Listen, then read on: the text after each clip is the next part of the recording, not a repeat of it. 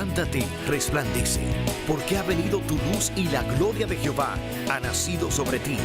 Porque aquí que tinieblas cubrirán la tierra y oscuridad las naciones, mas sobre ti amanecerá Jehová y sobre ti será vista su gloria.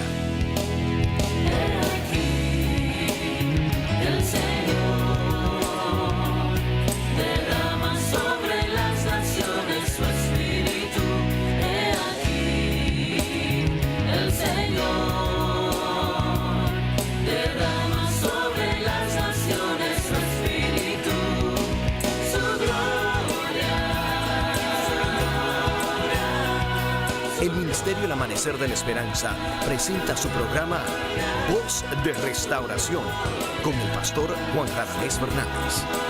Escucha atentamente la palabra que proviene del mismo corazón del Padre para consolar tu vida. A continuación, el pastor Juan Radamés Fernández. En esta última hora de este año 2010, el ocaso de este año que Dios por la gracia nos ha dado, y ahí mirando el umbral de este próximo año que comienza, te bendecimos, te adoramos, te damos un saludo muy especial en el nombre de Jesús y te rogamos que tú prepares tu corazón. Dios quiere hablarte a ti, a tu familia, a tu vida a través de este mensaje. Es el último del año, puede ser también el primero de este año que se aproxima en poco tiempo. Que Dios te bendiga. Eres bienvenido, bienvenida a nuestra programación Voz de Restauración. Amados, vamos a orar a Dios. Padre, en el nombre bendito de Jesucristo, tu Hijo, te damos gracias, muchas gracias por estar aquí en la última hora de este año y para comenzar con el pie derecho y con firmeza este año que se aproxima. Te rogamos, Dios mío, que tú seas con nosotros, que tú nos hables en este último mensaje y que tú anuncies lo que tú quieras, que tú tomes la palabra, la promesa de tu palabra y tú la conviertas en profecía para nosotros. Venga tu reino sobre nosotros. Gracias en el nombre de Jesús. Amén. Bien, mis amados, no voy a leer un texto en particular en esta ocasión, porque voy a leer muchos pasajes de las Escrituras. Puedo tomar un texto, pero no lo voy a hacer. Dios en el año 2000 nos dio una palabra a nosotros y dijo que los años de este milenio van a ser años proféticos, especialmente los primeros años. Hasta el 12. No es que los demás no van a ser proféticos, pero sobre todo hasta el 12. Así que estamos en un tiempo profético. Dios en su palabra nos habla a nosotros a través de simbologías, nos habla a través de tipologías, porque Dios es espíritu y la palabra contiene letra y espíritu, logos y rema, como decimos. Así que vamos a estudiar la palabra en esta ocasión y la misma palabra nos va a servir en aplicación para sustraer el mensaje profético que Dios nos va a dar para este año. En breve va a comenzar el año 2011. Dios nos habló a nosotros en el año 2010 y dijo que el año 10 iba a ser un año de nuevo orden. Si el año 10 o el número 10 en la Biblia representa orden perfecto, entonces el 11, que es algo que se añade, uno más que se añade al 10, una adición, rompe ese orden.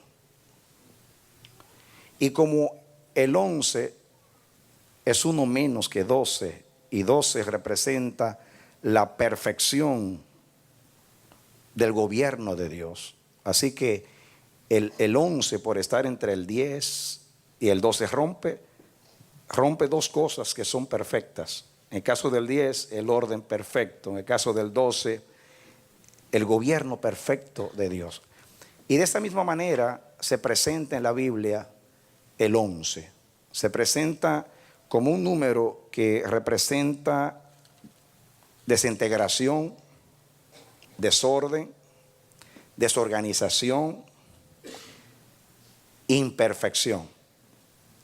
Eso es lo que en la Biblia representa el 11. Habla poco la Biblia del 11, pero lo que dice es muy importante y es increíble. Vamos a ver algunas cosas que Dios va a usar para aplicar el mensaje profético.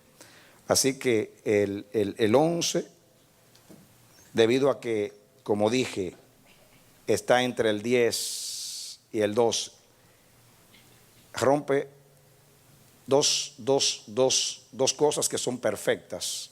El orden perfecto, que es la representación del 10, y el gobierno perfecto, que es el 12. Y como dije, así aparece en la Biblia. Está relacionado siempre con desorden, desorganización, imperfección y desintegración. Y vamos a comenzar a estudiar algunas cosas. Quiero que ustedes abran sus Biblias conmigo. Comencemos a estudiar en el libro de Deuteronomio, en el capítulo 1. Deuteronomio es el quinto libro de la Biblia. Deuteronomio, capítulo 1. Hoy vamos a tomar biblina.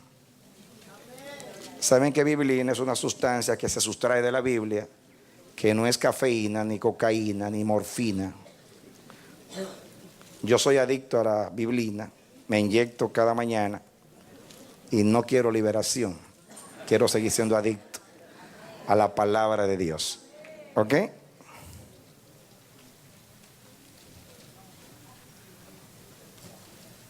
Ya lo tienen. Capítulo 1 de Deuteronomio.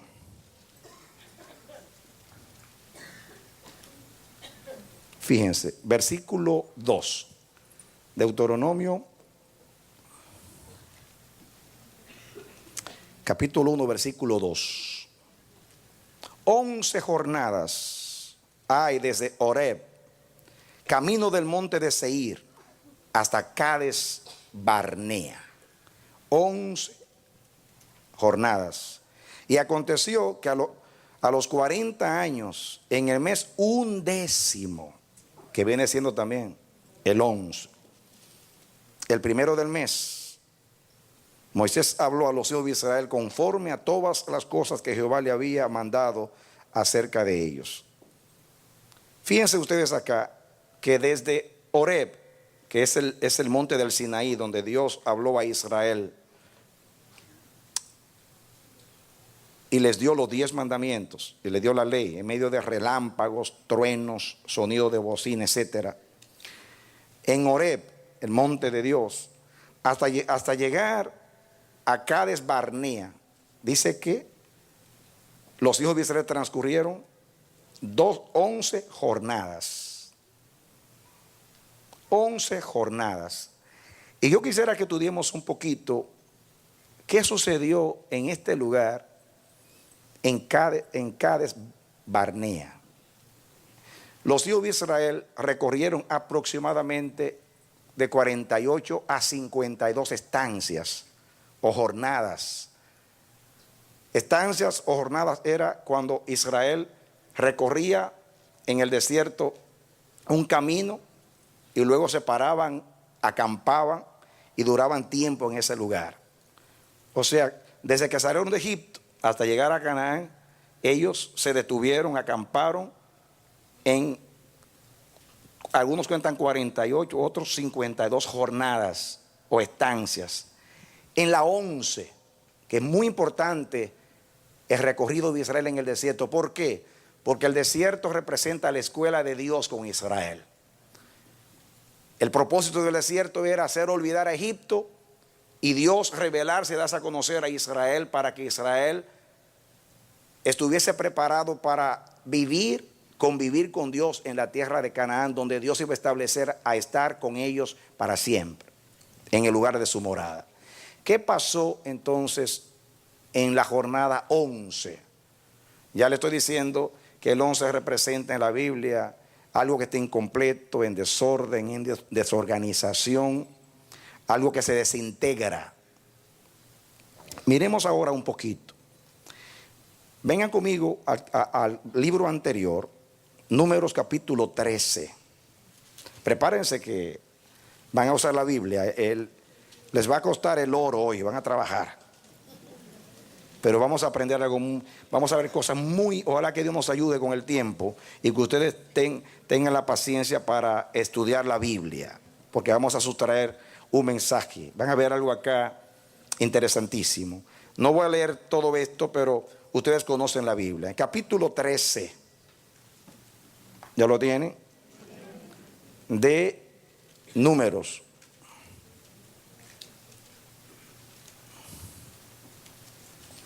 Dice aquí, versículo 1 en adelante. Y habló Jehová a Moisés diciendo: envía tú hombres que reconozcan la tierra de Canaán, la cual yo doy a los hijos de Israel. De cada tribu de sus padres enviaréis un varón, cada uno príncipe entre ellos. Y Moisés los envió desde el desierto de Parán, conforme a la palabra de Jehová.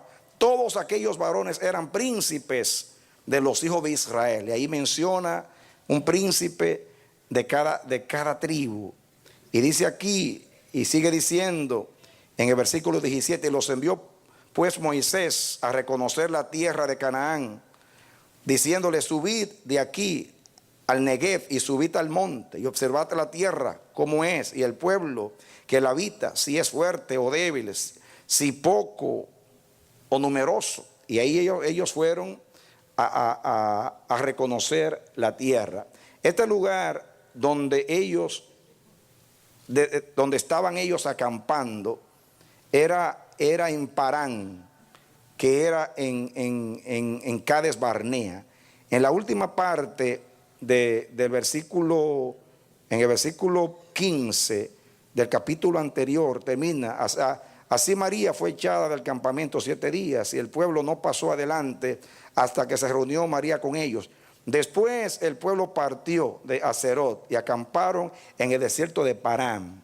El desierto de Parán era donde estaba Cades Barnea, que era también el desierto de Zin, con Z, Zin, porque hay un monte de Zin con S, que representa que, no le quiero poner a leer todos los textos, pero miren, comienza. Ellos entonces enviaron a los espías a espiar la tierra, y el 14 comienza diciendo: entonces toda la congregación gritó y dio voces, y el pueblo lloró aquella noche, porque vinieron los espías con un mal informe de la tierra. Dice, vamos a leer el 13:30. Dice aquí: entonces Caleb hizo callar al pueblo delante de Moisés. Dijo: subamos luego y tomemos posesión de ella, porque más podremos nosotros que ellos. Y ustedes saben que los espías se mezclaron con el pueblo, y entonces ellos desanimaron al pueblo buscándole defecto a la tierra. El versículo 21 dice: y ellos subieron y reconocieron la tierra desde el desierto de Zin hasta Rehob, entrando en Amat. Este desierto de Zin era donde estaba Cades Barnea. Por eso estoy leyendo este pasaje. Y dice el versículo 14:1: entonces toda la congregación gritó y dio voces, y el pueblo lloró aquella noche, y se quejaron contra Moisés y contra Aarón todos los hijos de Israel. Y les dijo toda la multitud: ojalá muriéramos en la tierra de Egipto, o en este desierto, ojalá muriéramos. Entonces ustedes saben que Dios se enojó con ellos para no leerlo todo. Y Dios entonces dijo: ¿qué? Ustedes dijeron que se iban a morir, voy a contestar la oración. Y dice que Dios allí determinó que todos ellos murieran. Esto aconteció, hermanos, en Cades Barnea, justamente en la jornada número 11.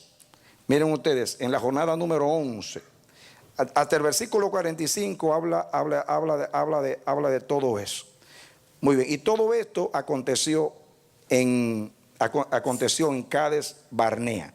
Miren, vamos a leer a ver, porque estoy tratando de leer todo, pero miren ustedes los acontecimientos, todo lo que aconteció en la jornada número 11. En esa jornada enviaron a los espías. Los espías se rebelaron. Luego, miren ustedes aquí el capítulo 16. El capítulo 16 habla de la rebelión de Coré, Datán y Abirán. Esta rebelión también aconteció en Cades Barnea. En el mismo lugar pasó eso. El capítulo 16, que es una continuación. La rebelión de Coré, Datán y Abirán, que se rebelaron contra Moisés, diciendo, en resumen, que Moisés se había monopolizado el ministerio de Israel. Y ustedes saben que ahí fue que Dios pues mandó a que se tomasen 12 varas, una por cada tribu, y hizo reverdecer la vara de Aarón para manifestar que él había elegido a Leví, la casa de Leví, para el sacerdocio. Y Dios se enojó contra Coré, Datán y Abirán y los mató a ellos y a sus familiares. 23,000 personas murieron en esa ocasión. También otra cosa que aconteció en Cades fue la sepultura de María. Miren ustedes capítulo 20, versículo 1. Todos los capítulos que siguen hablan de esa ocasión. En el 21 dice: llegaron los hijos de Israel, toda la congregación, al desierto de Zin en el mes primero, y acampó el pueblo en Cades. Allí murió María y allí fue sepultada. Ese mismo lugar. Todo eso aconteció: la rebelión de los espías, la rebelión de Coré, Datán y Abirán, la muerte de María, que usted sabe que María se había rebelado contra Moisés, y Dios se la sacó del campamento. Todo eso sucedió en el desierto de Zin, en Parán, que también se llama así, y aquí lo dice más claramente, en Cades Barnea. También, escuchen, también en ese mismo lugar se rebeló Moisés contra Dios. Miren la narración del 20. Dice aquí, voy a comenzar a leer el 20 para que entiendan. Llegaron los hijos de Israel, toda la congregación, al desierto de Zin en el mes primero, y acampó el pueblo en Cades, y allí murió María y allí fue sepultada. Porque no había agua para la congregación, y se juntaron contra Moisés y Aarón. Y habló el pueblo contra Moisés diciendo: ojalá hubiéramos muerto cuando perecieron nuestros hermanos delante de Jehová. Y entonces sigue ahí. Ustedes saben que esto, Dios le dijo a Moisés que tomara la vara. Moisés más adelante tomó la vara, enojado, golpeó 2 veces. Dice el versículo 10, se reunieron Moisés y Aarón a la congregación delante de la peña y les dijo: oíd ahora, rebeldes, ¿os hemos de hacer salir aguas de esta peña? Entonces alzó Moisés su mano y golpeó la peña con su vara 2 veces, y salieron muchas aguas, y bebió la congregación y sus bestias. Jehová dijo a Moisés y a Aarón: por cuanto no creísteis en mí para santificarme delante de los hijos de Israel, por tanto no meteréis esta congregación en la tierra que les he dado. Estas son las aguas de la rencilla por las cuales contendieron los hijos de Israel con Jehová, y él se santificó en ellos. Noten ustedes todas las cosas que acontecieron en esta jornada 11. Desde que salieron de Horeb, donde Dios le dio la palabra, hasta llegar al desierto de Zin o Parán, específicamente en un lugar de allí llamado Cades Barnea. Cades Barnea significa consagración. Cades es santo en hebreo, como cuando cantamos la canción Kadosh, eso es santo. Dice la palabra Cades, es santo, significa santo, consagrado. Quiere decir que cosas determinantes acontecieron en esa jornada. Para mí Israel fue probado en esta jornada. Hubo una tremenda desintegración. Hasta ahí ellos marcharon muy bien. En Cades Barnea, Dios le dice a Moisés: ve, elígete un hombre de cada tribu y ve. ve a espiar la tierra.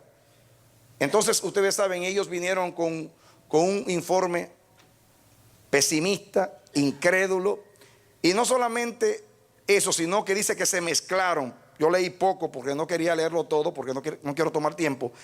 Ellos se mezclaron en el pueblo con murmuración, buscándole defectos a la tierra, y contaminaron a la congregación con su rebelión, y se hizo colectiva la rebelión. Y ustedes saben lo que sucedió. Le dijeron a Dios: ojalá muriéramos en el desierto, nos han engañado, nos sacaron de Egipto para morirnos en el desierto. Entonces Dios se enojó con ellos y les dijo: ustedes se quieren morir, pues los voy a matar en el desierto.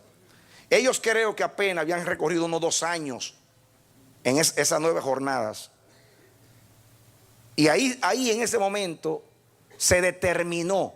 No sabía Israel que estaba siendo probado en ese momento. Los espías fueron a espiar la tierra y la tierra los espió a ellos. La tierra mostró que ellos no estaban listos para poseerla. Vinieron y rebelaron al pueblo. Dios se enojó contra el pueblo, y allí fue que Dios determinó que ninguno que había salido de Egipto iba a entrar a Canaán. Luego el pueblo después quisieron tratar de resolver el problema y le dijeron a Moisés: dile a Dios que nos perdone, vamos a ir a conquistar la tierra. Y salieron. Moisés les dijo: no vayan, Jehová no está con ustedes. Salieron y fueron avergonzados. ¿No les llama la atención a ustedes lo que aconteció allí? Allí hubo una tremenda desintegración. En la jornada número 11, Israel fue probado y fue desaprobado, porque allí se determinó que no iban a entrar a Canaán y que iban a morir en el desierto. Pero allí hubo la rebelión de Coré, Datán y Abirán. Allí hubo la sepultura de María por su rebelión. Y allí hasta Moisés se rebeló contra Dios porque no santificó el nombre del Señor, provocado por el pueblo. Así que miren la desintegración. Allí se determinó que Israel no iba a entrar a Canaán, que todos los que salieron de Egipto iban a morir. Hubo 23,000 que murieron por la rebelión de Coré, Datán y Abirán. Sepultan a María con su rebelión. Y aún a Moisés, ahí mismo en Cades Barnea se determinó lo de Moisés.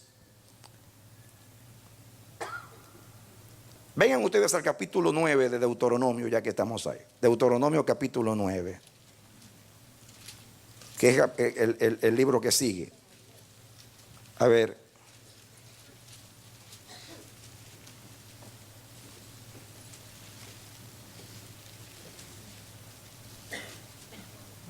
Para que aquí pueden comprobar que lo que les dije de que ese lugar era Cades. Dice el 23, 9:23 de Deuteronomio. Cuando Jehová está narrando Moisés, como una repetición, Deuteronomio es una repetición. Y cuando Jehová os envió desde Cades Barnea, diciendo: subid y poseed la tierra que yo os he dado. También fuisteis rebeldes al mandato de Jehová vuestro Dios, y no le creísteis. Y dice: ni obedecisteis a su voz. Rebeldes habéis sido a Jehová desde el día que yo os conozco. Fíjense, solamente era porque allí no se lo leí. Aquí le estoy diciendo que el lugar donde se rebelaron, donde Dios los mandó, era Cades Barnea. Así que miren ustedes aquí lo que pasa en la jornada número 11. Aquí hubo una desintegración total. Algo trágico aconteció en la jornada número 11. Yo entiendo, y ustedes van a ver al final de este mensaje, que el 11 siempre está relacionado con prueba. En la jornada 11, ya van a ver que el 11 siempre, en el 11 somos probados para ser aprobados o desaprobados. Israel cayó. Después tuvieron que regresar de nuevo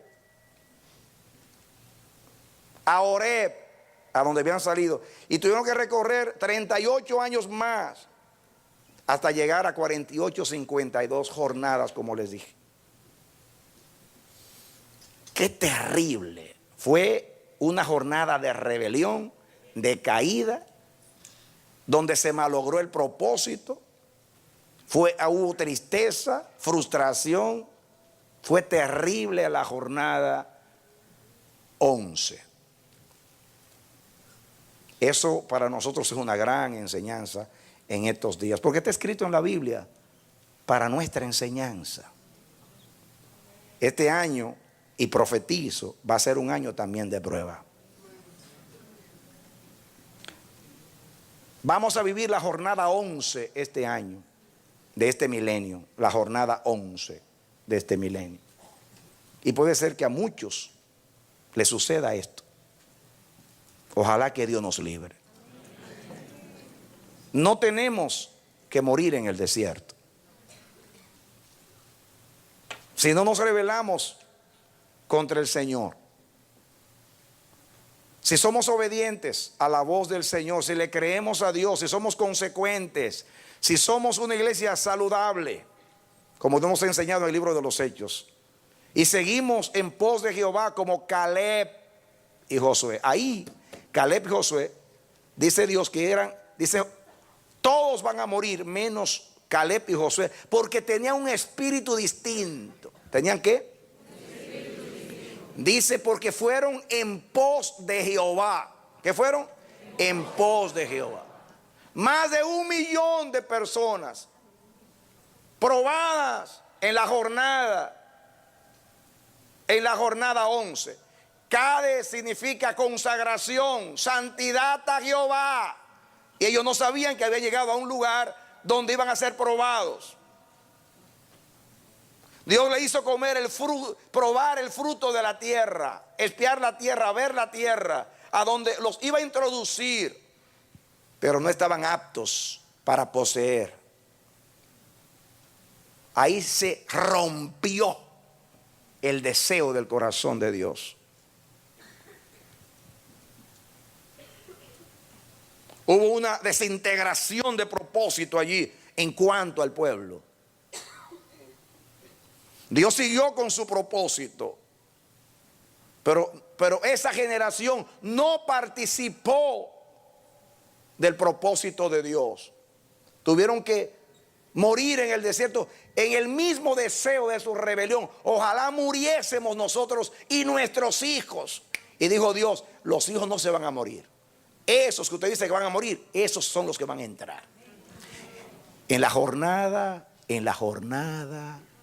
11, que era un lugar de consagración a Jehová, hubo un cambio de generación. Una murió, y la que ellos pensaban que también iban a morir, que eran los niños, fue los que entraron y probaron el fruto de la tierra para conquistar y poseer.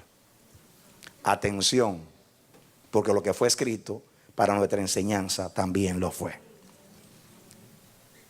Yo tengo aquí en mis notas: en Horeb Dios les dio la ley, su palabra. En Cades Barnea fueron probados y juzgados por esa palabra. Si hubieran creído a la palabra y no se hubieran rebelado, hubieran entrado todos a Canaán. La palabra que Dios le dio en la primera jornada, en Horeb. En 11 jornadas ya se habían olvidado de Horeb y fueron juzgados por la palabra que recibieron y fueron desaprobados.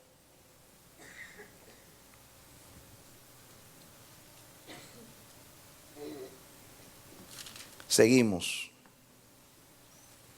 Voy a poner algunos ejemplos acá porque quiero detenerme en algunos puntos, solamente para que miren un poquito el significado del número 11. Miren ustedes acá, recuerdan ustedes que por los pecados de Judá Dios determinó que iba a enviarlos al cautiverio. Muchas cosas. Yo quiero leer unos cuantos textos con ustedes. Vengan conmigo a Segunda de Reyes. Un poquito más adelante. No se cansen de leer la Biblia. Es biblina hoy. Capítulo 23.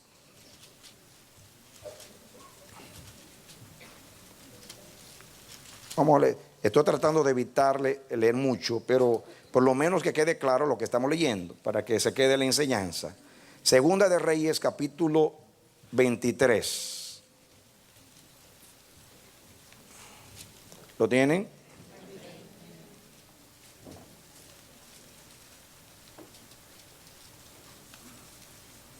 Muy bien. Vamos a leer el versículo 36, 37. Segunda de Reyes 23, 36 dice: de 25 años era Joacim cuando comenzó a reinar, y 11 años reinó en Jerusalén. El nombre de su madre fue Zebuda, hija de Pedaías de Ruma. E hizo lo malo ante los ojos de Jehová conforme a todas las cosas que sus padres habían hecho. Y dice el 24:1: en su tiempo subió en campaña a Nabucodonosor, rey de Babilonia. Joacim vino a ser su siervo por 3 años, pero luego volvió y se rebeló contra él. Pero Jehová envió contra Joacim tropas de caldeos, tropas de sirios, tropas de moabitas y tropas de amonitas, los cuales envió contra Judá para hacer la destrucción conforme a la palabra de Jehová que había hablado por sus siervos los profetas. Ciertamente vino esto contra Judá por mandato de Jehová para quitarla de su presencia por los pecados de Manasés y por todo lo que hizo. Y ahí dice todos los pecados. Pero miren ustedes cuando viene Nabucodonosor. En el año, versículo 36, 23, 36. De 25 años era Joacim cuando comenzó a reinar, y 11 años reinó en Jerusalén. En el año 11 vino Nabucodonosor, rey de Babilonia, invadió y rompió el gobierno. Nabucodonosor invadió 3 veces a Judá. La primera vez fue acá, en el año 605. Cuando él estaba en el año 11 de su reinado, viene Nabucodonosor y desintegra el gobierno y lo quita del poder a él. Y pone otro descendiente de la casa de David en el año 605. Pero sucede en el 11 de su gobierno. Nabucodonosor invadió de nuevo en el 597. Y miren ustedes la tercera vez que él invade. Vengan conmigo ahora a Segunda de Crónicas, que es el libro que sigue. Segunda de Crónicas, capítulo 36. Este libro que sigue, Segunda de Crónicas 36.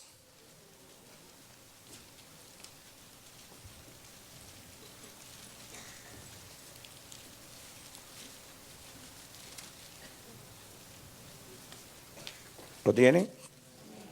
Muy bien.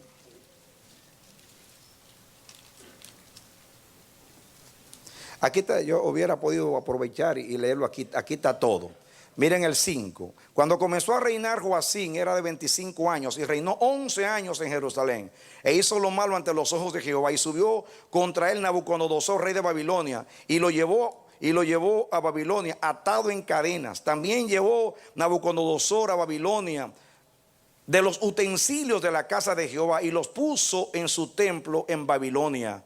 Los demás hechos de Joacim, etcétera, etcétera, sigue hablando. Miren ustedes, ahora no solamente rompe el gobierno en el año 11 de él, sino que se lleva los vasos, desintegra el gobierno. Acuérdense que el 11 les dije, como no llega al 12, es menos, habla de desintegración de gobierno y desintegración de orden. Así que rompió el orden del reinado de David y rompió el gobierno. Pero acontece en el año 11. Ahora miren ustedes lo que sucede de nuevo.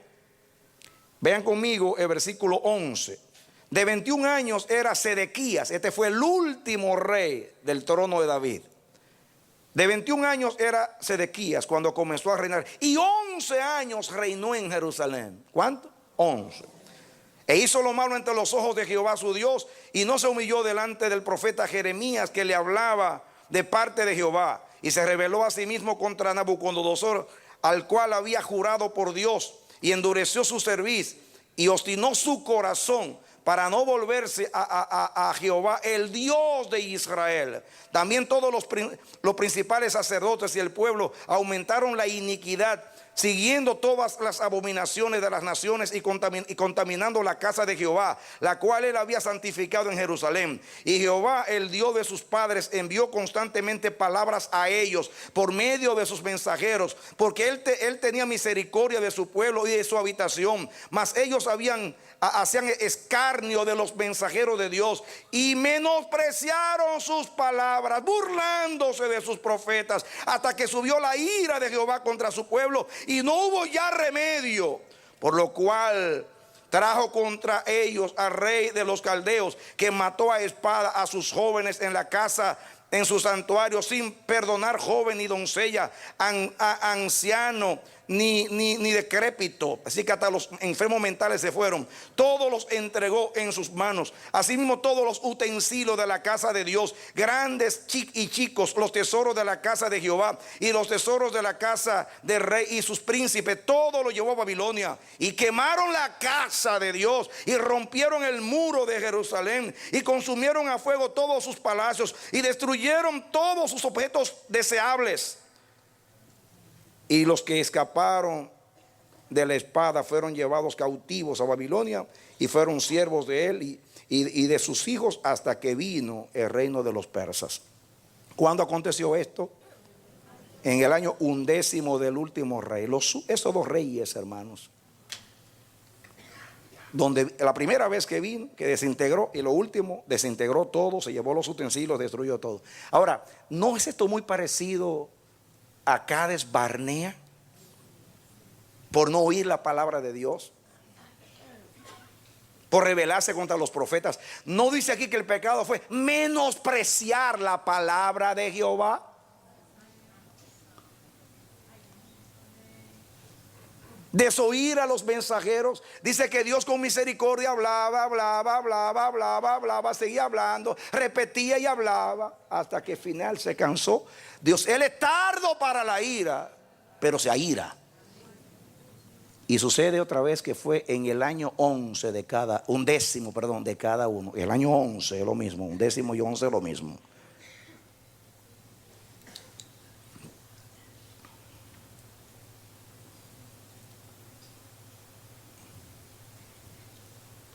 Vengan conmigo al libro de Ezequiel.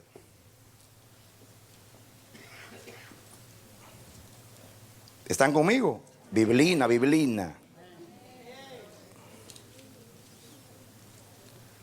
Ezequiel 26. Y rapidito, solamente para que vean que la palabra es consistente con el mismo mensaje. Ezequiel capítulo 26. Si tienen paciencia van a ver tesoros acá.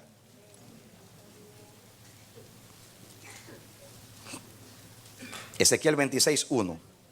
Aconteció en el 11º año, el día primero del mes, vino mi palabra de Jehová diciendo: hijo del hombre, por cuánto Tiro, dice hijo del hombre, por cuanto dijo Tiro contra Jerusalén: ea, bien quebrantada está la que era puerta de las naciones, y a mí se volvió, yo seré llena, y ella desierta. Por tanto, así ha dicho Jehová el Señor: he aquí, yo estoy contra ti, oh Tiro, y haré subir contra ti muchas naciones, como el mar hace subir sus aguas. Y demolerán los muros de Tiro y derribarán sus torres, y barreré de ella hasta su polvo y la dejaré como una peña lisa. Y ahí sigue diciendo lo que Dios le va a hacer. ¿En el año qué?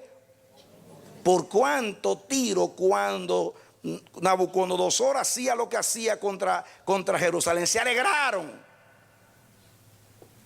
Y dice Dios: te alegraste por lo que yo le hice a mi pueblo. Ahí en el año 11 arremetió contra Tiro.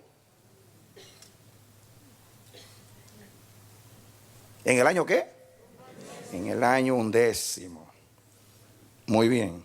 Pasen conmigo al capítulo 30.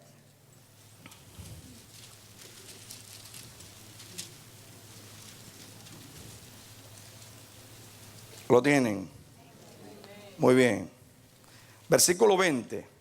Dice, aconteció en el año 11, diga 11, en el mes primero, a los 7 días del mes, que vino mi palabra de Jehová diciendo, hijo de hombre, he quebrado el brazo de Faraón, rey de Egipto, y he aquí que no ha sido vendado, poniéndole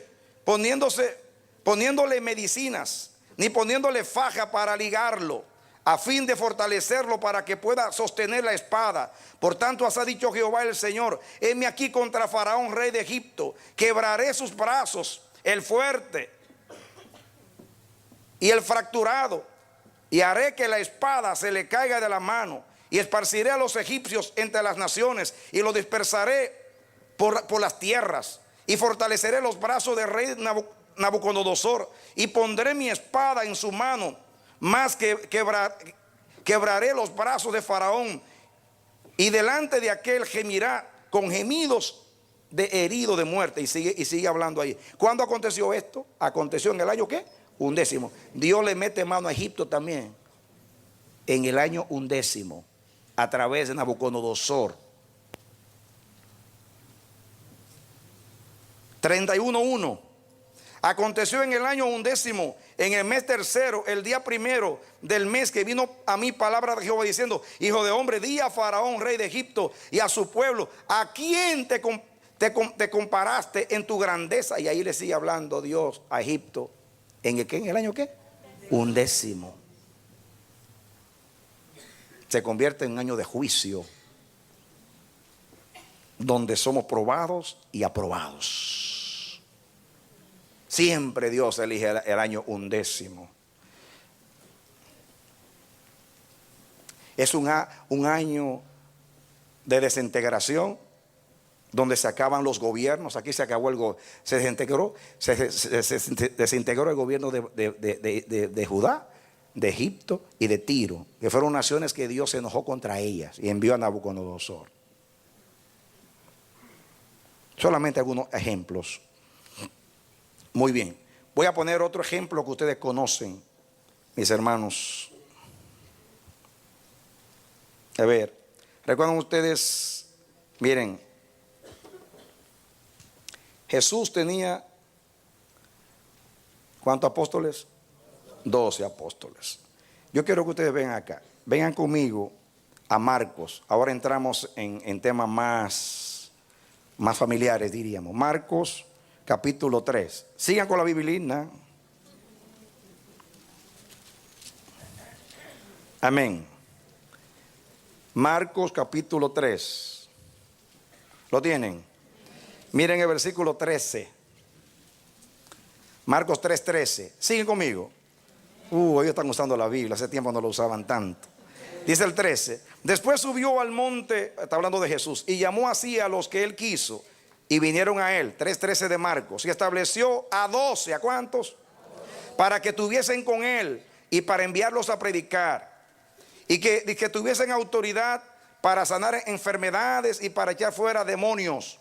A Simón, a quien puso sobrenombre Pedro, Jacobo, hijo de Zebedeo, y Juan, hermano de Jacobo, a quienes apellidó Boanerges, esto es, hijos del trueno. Andrés, Felipe, Bartolomé, Mateo, Tomás, Jacobo, hijo de Alfeo, Tadeo, Simón, el cananista, y Judas Iscariote, el que le entregó. ¿Judas era el número cuál? No. El número 12. Aquí lo menciona Judas como el 12.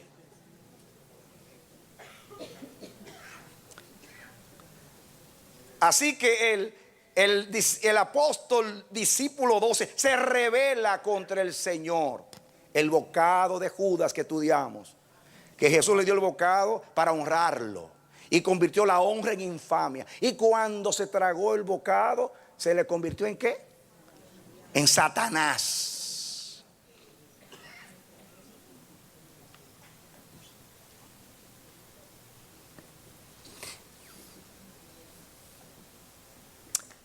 En Hechos capítulo 1, Pedro se reúne, para no leer una historia que ustedes conocen. Dice: hermanos, es necesario que elijamos de entre nosotros a uno para sustituir a Judas, Y menciona y cita 2 textos de los Salmos, donde dice que a él iba a perder su habitación, iba a perder su oficio. ¿Recuerdan ustedes que lo estudiamos? Y entonces dice que eligieron en lugar de él a Matías.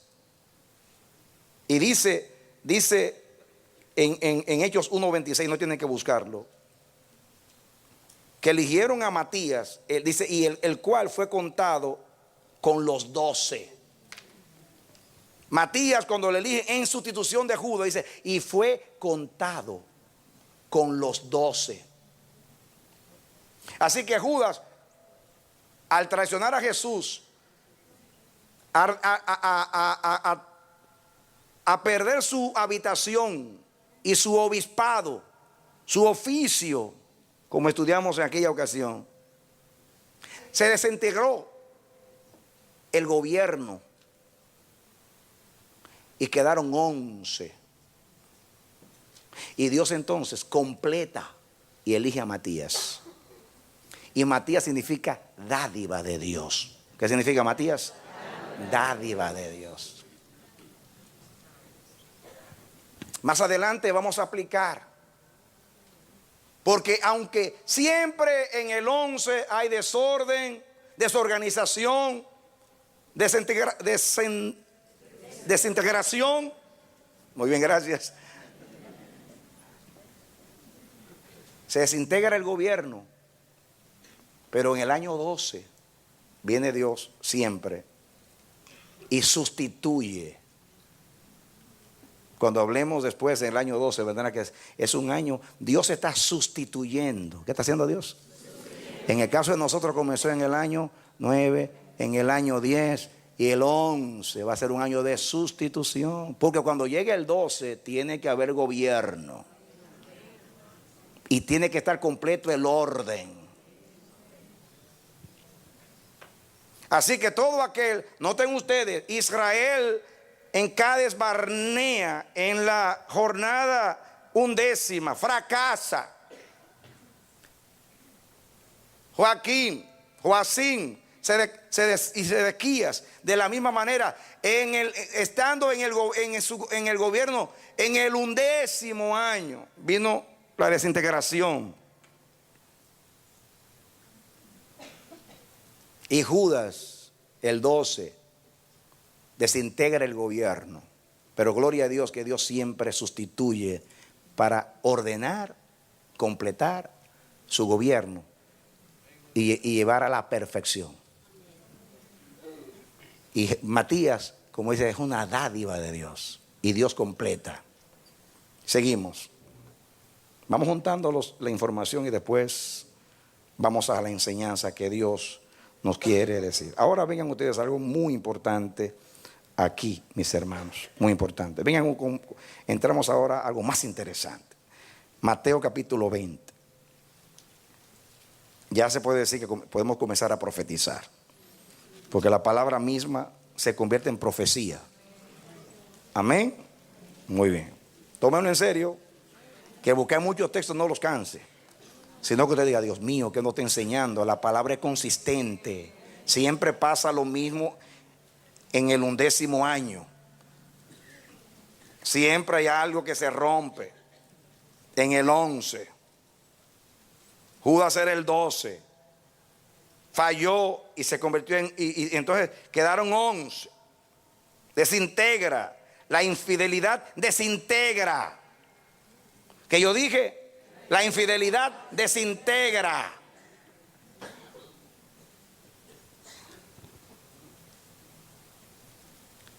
Mateo capítulo 20. Ahora van a ver algo aquí muy conocido. Porque el reino de los cielos, ¿están conmigo? 21. Es semejante a un hombre, padre de familia, que salió por la mañana a contratar obreros para su viña. Y habiendo convenido con los obreros de 1 denario al día, los envió a su viña. Saliendo cerca de la hora 3 del día, vio a otros que estaban en la plaza desocupados. Y les dijo, id también vosotros a mi viña, y os daré lo que sea justo. Y ellos fueron. Salió otra vez cerca de la hora 6ª y 9ª, e hizo lo mismo. Y saliendo cerca de la hora 11ª, diga la 11. Halló a otros que estaban desocupados y les dijo: ¿por qué estáis aquí todo el día desocupados? Le dijeron: porque nadie nos ha contratado. Y él les dijo: id también vosotros a la viña y recibiréis lo que sea justo. Cuando llegó la noche, el señor de la viña dijo a su mayordomo: llama a los obreros y págales el jornal, comenzando desde los postreros hasta los primeros. Al venir los que habían ido cerca de la hora 11, recibieron cada uno un denario. Al venir también los primeros, pensaban que habían de recibir más, pero también ellos recibieron cada uno un denario. Al recibirlo murmuraban contra el padre de familia, diciendo: estos postreros han trabajado una sola hora y los has hecho iguales a nosotros, que hemos soportado la carga y el calor del día. Él respondiendo dijo a uno de ellos: amigo, no te hago agravio. Dice: amigo, no te hago agravio. ¿No conviniste conmigo en un denario? Toma lo que es tuyo y vete. Pero quiero dar a este postrero como a ti. ¿No me es lícito hacer lo que quiero con lo mío? ¿O tienes tú envidia porque yo soy bueno? Así que los primeros serán postreros y los postreros primeros, porque muchos son llamados, mas pocos escogidos. Dame tu atención, porque aquí esta parábola tiene una connotación poderosísima y es profética, porque Dios le elige en esta ocasión para decir algo. Hay gente que Dios los contrató, los llamó por su gracia a honra, y acordó con ellos honrarlos, poniéndolos en el ministerio, porque la honra, el ministerio es una honra. Servir a Dios es una honra.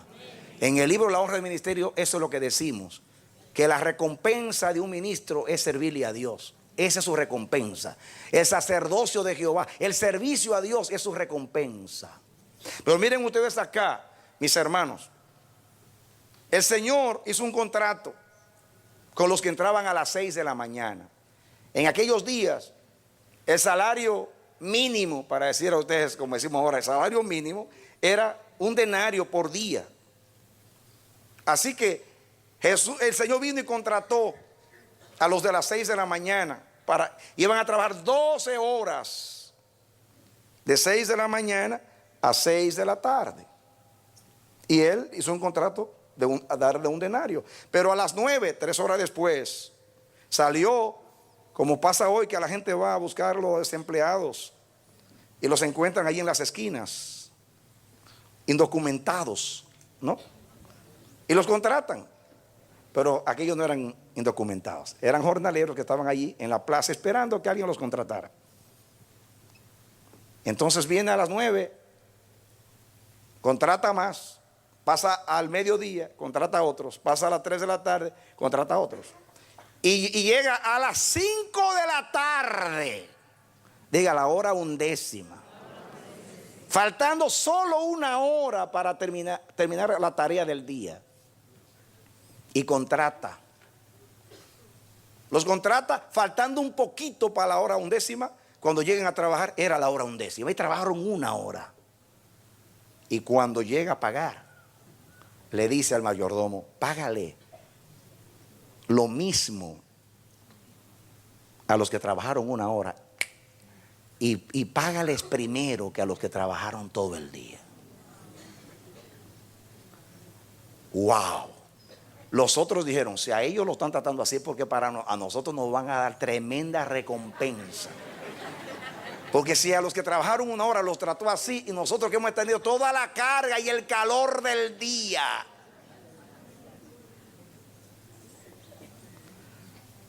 Y el Señor dijo: no. Y cuando le dio el denario, dijo: un denario nos trata igual que aquellos que trabajaron una hora. Y se enojan y murmuran. Me imagino que lo estaban culpando de injusto.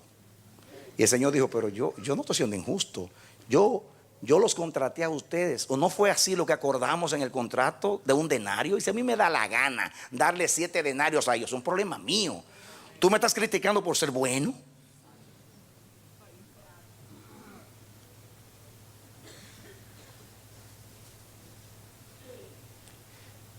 ¿A quiénes honró Dios?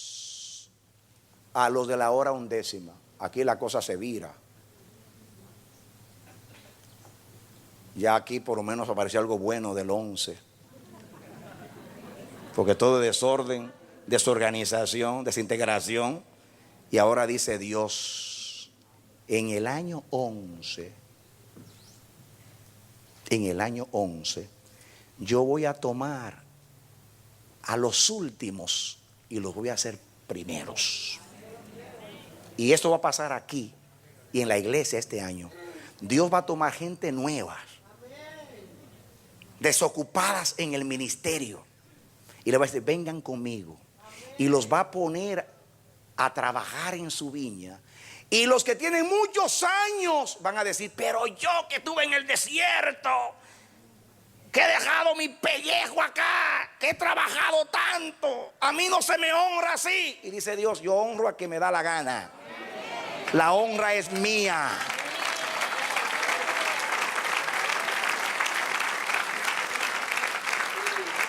Y en la hora undécima profetizo, los últimos serán los primeros, dice el Señor.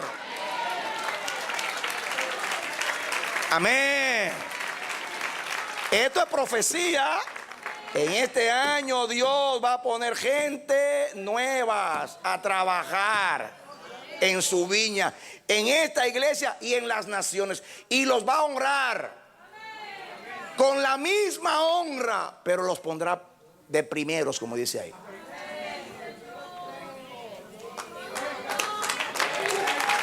Alégrense los postreros. Amén. Alégrense los postreros porque serán primeros. En el año, en la hora undécima. ¿Saben ustedes cuál era la hora undécima? Las 5 de la tarde. ¿Y saben qué es 5? A ver, los tipólogos, ¿qué es 5? Gracia. Así que este año de desorden, desorganización, de lo incompleto, de lo desintegrado, va a ser un año de honra para los postreros, los nuevos, los que han llegado a última hora. Dios los va a honrar y los va a poner primeros. Y va a provocar murmuración y actitudes negativas de aquellos que quieren adueñarse del ministerio, que no se conforman con la honra que Dios les da, sino que envidian cuando Dios honra a los demás, que no es un espíritu correcto. Y Dios les dice, ¿acaso me murmura por ser bueno?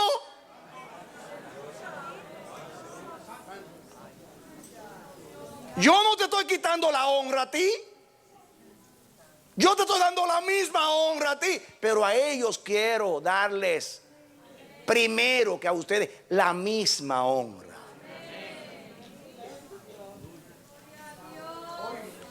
La hora undécima es una hora de gracia. Este año va a ser un año, profetizo, de gracia y misericordia para los últimos. Muchas vidas recién convertidas con pocos años en el Señor, Dios los va a tomar y les va a decir, ven a trabajar a mi viña. Te voy a honrar haciéndote primero. Amén. Gloria a Dios. No aplauden, no están aplaudiendo porque todos son viejos. Pero cuando ellos vengan, ellos van a aplaudir. Amén. Amén. ¿Saben qué? Si no aplaudes, tiene el mismo espíritu que estos. Si tú aplaudes, te alegra de que Dios sea bueno con los postreros. Amén. Porque ese es el corazón del Señor. A mí me conviene menguar, a Él crecer. Ese es el espíritu del reino. En el reino nos preferimos en honra los unos a los otros. Me alegro que estén honrando a los nuevos, porque a mí me ha honrado por muchos años.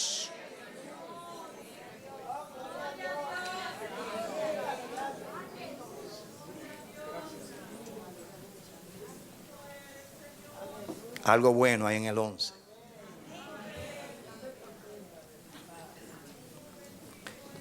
Yo puse aquí en mis notas la gracia, porque aquí la hora 11 es las 5. La gracia y la generosidad del Señor será manifestada este año a los postreros, los convertirá en primeros.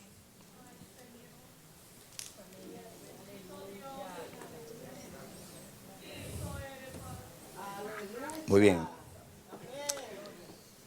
Otra enseñanza acerca del 11. El Señor Jesús ministró en la tierra 33 años. 3 por 11. Y luego fue cortado. Y Hebreos 2:8 dice: todavía no vemos que todas las cosas le estén sometidas. Él fue al cielo, pero cuando Él regrese, todas las cosas le serán sujetas. Y suyo será el reino, el poder y la gloria por los siglos de los siglos. Amén. Amén. Amén. En cierto sentido, la redención está terminada, pero el propósito todavía no se cumple hasta que Dios lo envíe a reinar en la tierra y todo se ha sometido a Él.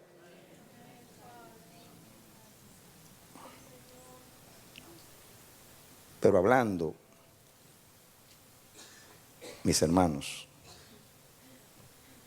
hablando de la hora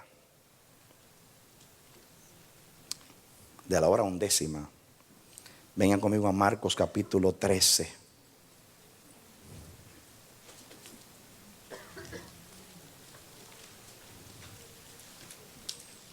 Marcos 13.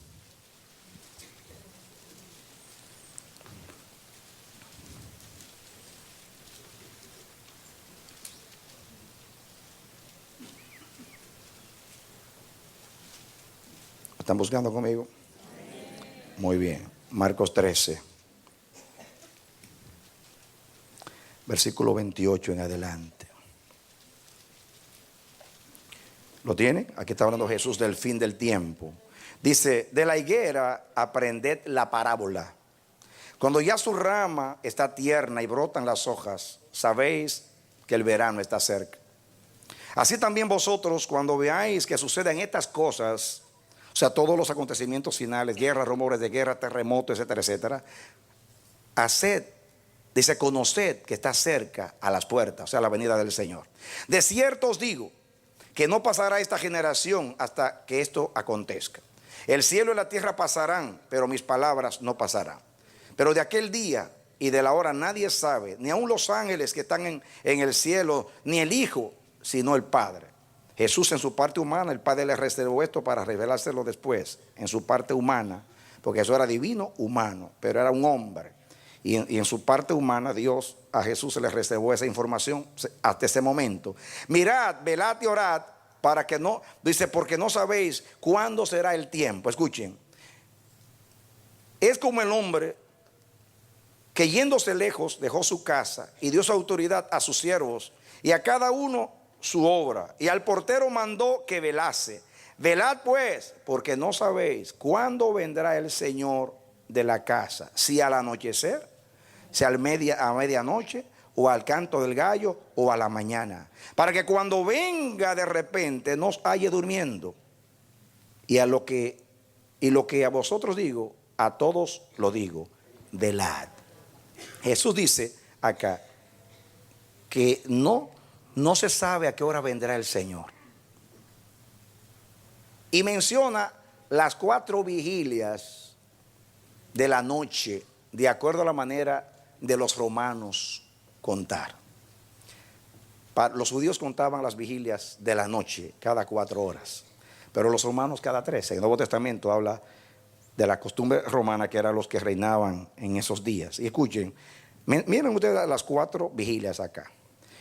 Hay que estar vigilando. Posiblemente, escuchen, posiblemente Jesús estaba haciendo alusión al tiempo en que el presidente del templo,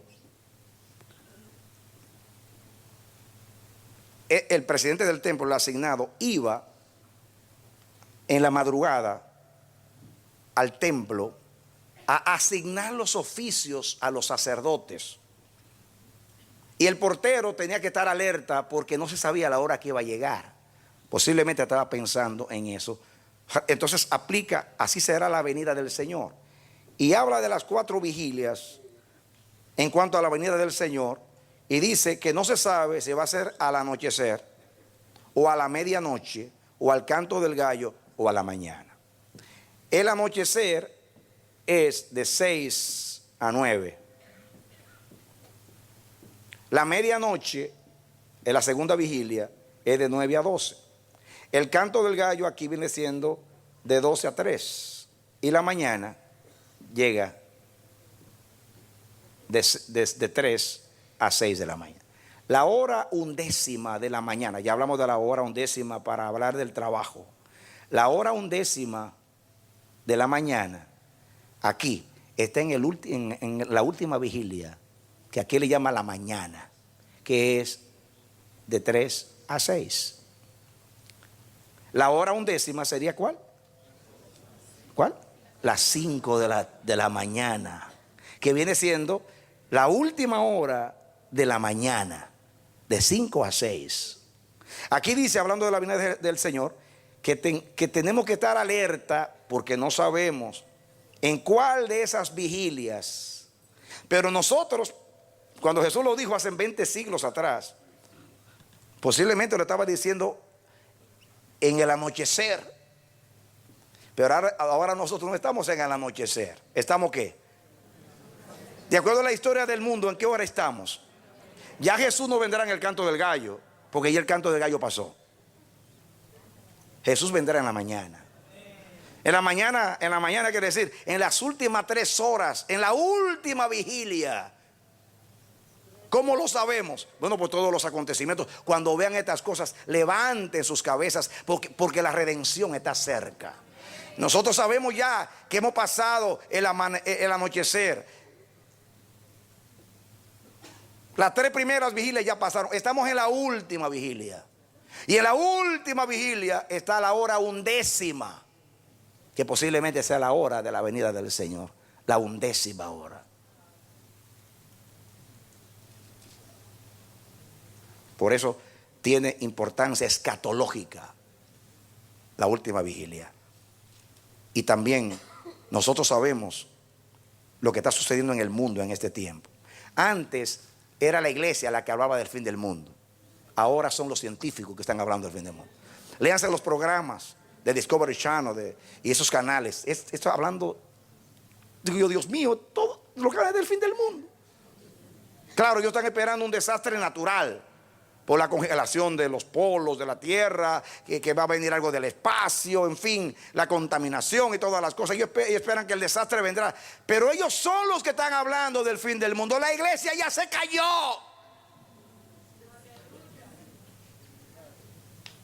Estamos viviendo en la hora undécima.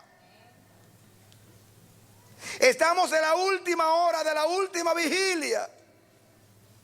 Cuando Jesús lo dijo, nadie lo sabía. Ahora yo lo sé. Yo sé que Jesús no va a venir. Jesús no va a venir en el anochecer. O sea, de 6 a 9, porque ya eso pasó. Tampoco va a venir a la medianoche de 9 a 12, porque ya eso pasó. Tampoco va a venir en el canto del gallo de 12 a 3, porque ya eso pasó. Nosotros estamos viviendo en la madrugada o en la mañana, que es de 3 a 6. Y en ese tiempo vendrá el Señor, posiblemente en la hora undécima, que es de 5 a 6.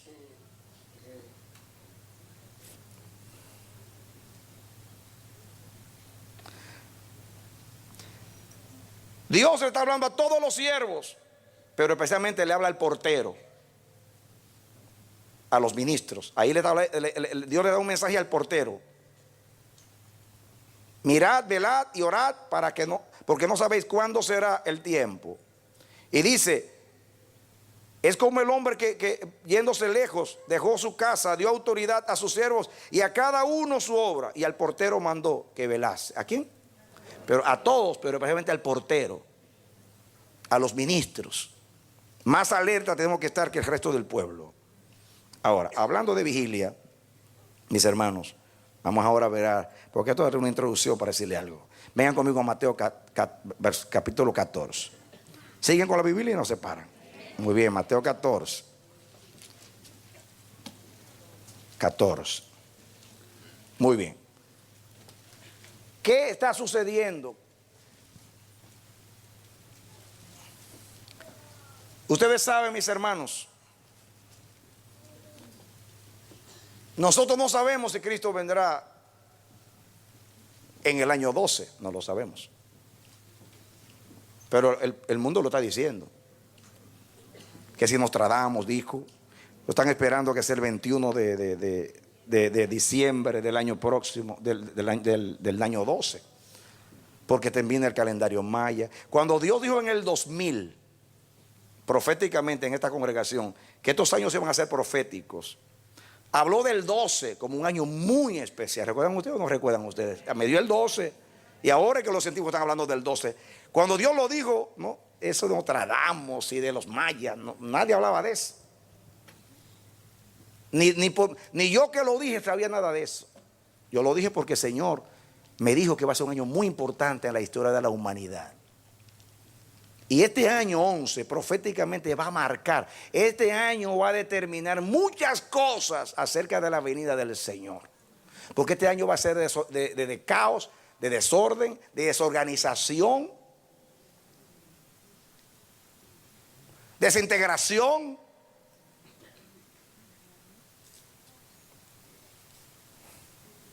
Va a ser hora undécima para personas que van a ser llamados por Dios a ser primeros.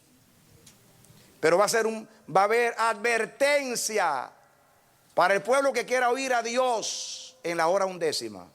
Y miren ustedes ahora lo que va a pasar en la hora undécima. Esto es profético. Mateo 14. Aquí abran ahora, prepárense ahora.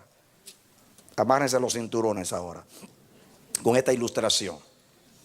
Capítulo 14 de Mateo, versículo 19 en adelante.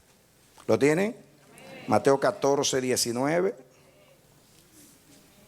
Dice: entonces mandó a la gente recostarse sobre la hierba, y tomando los 5 panes y los 2 peces, y levantando los ojos al cielo, bendijo y partió, y dio los panes a los discípulos, y los discípulos a la multitud, y comieron todos, y se saciaron, y recogieron lo que sobró de los pedazos, 12 cestas llenas.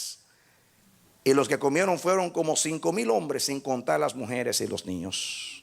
Enseguida Jesús hizo a sus discípulos entrar en la barca e ir delante de él a la otra ribera, entre tanto que él despedía a la multitud. Despedida la multitud, subió al monte a orar aparte. Y cuando llegó la noche, estaba allí solo. Ya la barca estaba en medio del mar, azotada por las olas, porque el viento era contrario. Mas a la 4ª vigilia de la noche, ¿a cuál vigilia? Ahí está la hora undécima.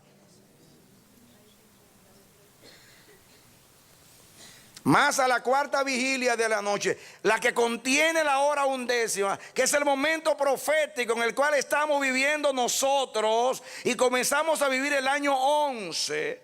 Más a la 4ª vigilia de la noche, Jesús vino a ellos andando sobre el mar, y los discípulos, viéndole andar sobre el mar, se turbaron diciendo: un fantasma, y dieron voces de miedo. Pero enseguida Jesús les habló diciendo: tened ánimo, yo soy, no temáis. Entonces le respondió Pedro y dijo: Señor, si eres tú, manda que yo vaya a ti sobre las aguas. Y él dijo: ven. Y descendiendo Pedro de la barca, andaba sobre las aguas para ir a Jesús. Pero al ver el fuerte viento tuvo miedo, y comenzando a hundirse dio voces diciendo: Señor, sálvame. Al momento Jesús, extendiendo la mano, asió de él y le dijo: hombre de poca fe, ¿por qué dudaste? Y cuando ellos subieron en la barca, dice, y cuando ellos subieron en la barca, se calmó el viento. Entonces los que estaban en la barca vinieron y le adoraron diciendo: verdaderamente eres el Hijo de Dios.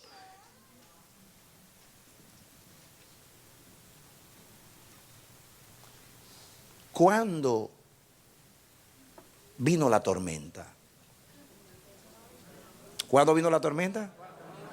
En la cuarta vigilia de la noche. Prepárate para la tormenta.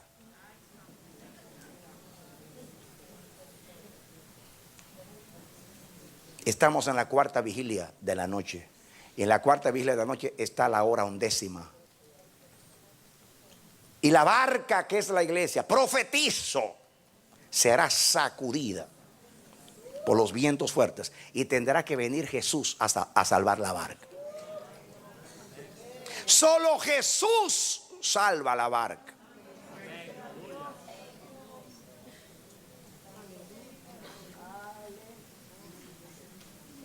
En este año y en estos años que siguen, la iglesia va a ser sacudida. Como la higuera es sacudida por el viento. Todas las hojas secas y los frutos que no son frutos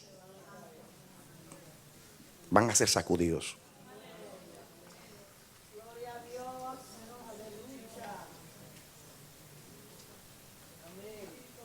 La barca es la iglesia.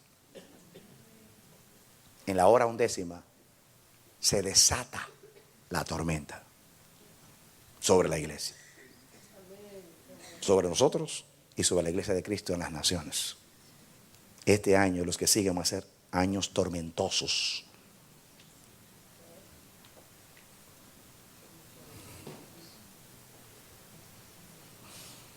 Aquí dice que la barca estaba en medio del mar. ¿Dónde estaba la barca? A la iglesia ha recorrido mucho. Está en medio del mar, azotada por las olas, porque el viento era contrario. Vienen vientos contrarios en la hora 11, en la cuarta vigilia de la noche. Anuncia el Señor. Amárrate los cinturones. Te lo advierte el Señor. Estoy profetizando. La barca va a ser sacudida. Ya fue sacudida en el 9, en el 10 y va a ser en el 11. También sacudida. Porque en el 12 Dios quiere un pueblo sometido a su gobierno, andando en rectitud y ya en orden para hacer lo que sigue en el propósito santo del Señor.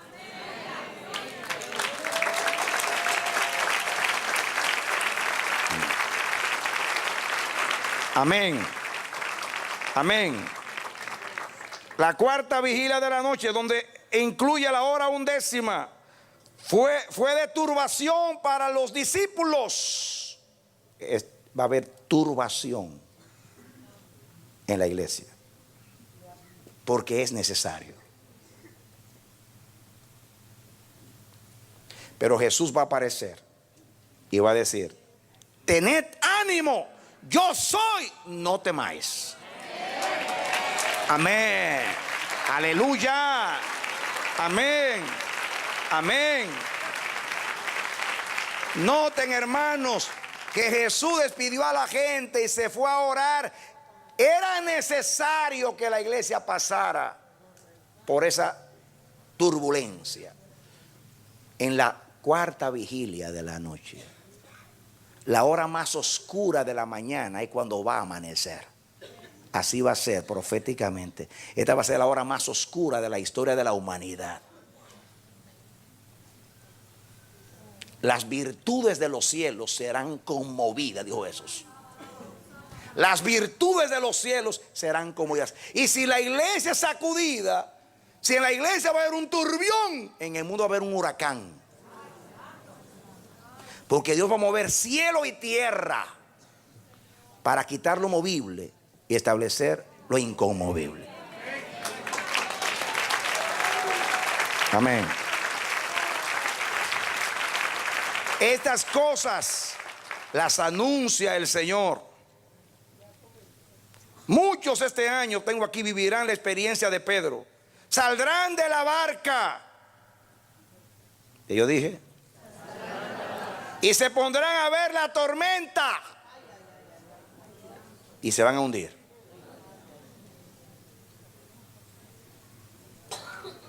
Pero el Señor le va a extender la mano y los va a levantar.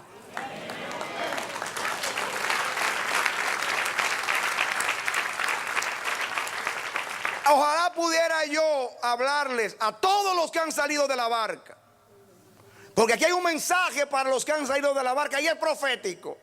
Dice que solo cuando entraron en la barca, la tormenta cesó.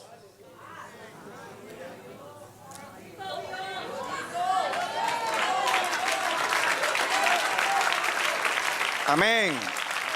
Cuando Dios traiga a los que tienen que entrar a la barca, a los que salieron de la barca y que se estaban hundiendo, y que Jesús fue a rescatarlos y los entre de nuevo a la barca, entonces cesará la tormenta.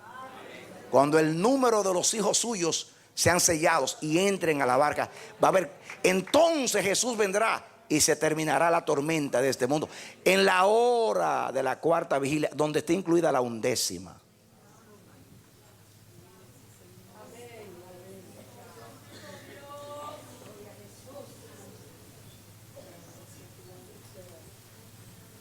Ahora te voy a hablar de algo para terminar muy importante. Algo que tú conoces muy bien. José fue el hijo 11 de Jacob. ¿El hijo qué? 11. ¿Saben ustedes que las dos hermanas peleaban por darle más hijos a José? Lea y Raquel. Ya las mujeres habían parido 10 hijos y Raquel no tenía ninguna. Y oró y dice, y se acordó Jehová de Raquel. Y fue embarazada de José.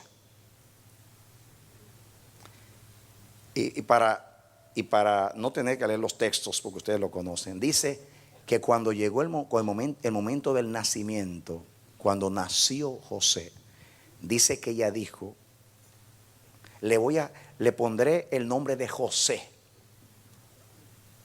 porque Jehová añadirá. Y José significa Jehová añade. ¿Qué significa José? Añade. Y Dios más tarde añadió a Benjamín y completó los 12.